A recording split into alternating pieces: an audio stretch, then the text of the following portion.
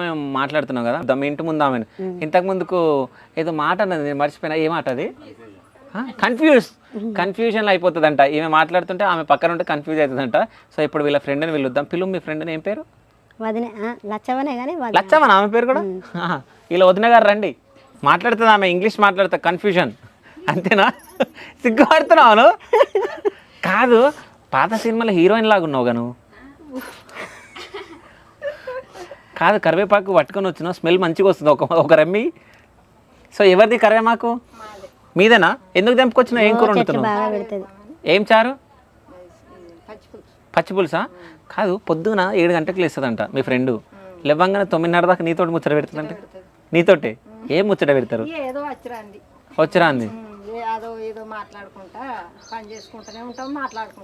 okay అంటే మీ friend మంచిగా వీడియోలు చేస్తుంది కదా ఎట్లుంది ఏమనిపిస్తుంది యూట్యూబ్ ఛానల్ మంచిగా అనిపిస్తుంది ఏదైనా కానీ ఏది చేసినా కానీ మంచిగా పోతున్నాయి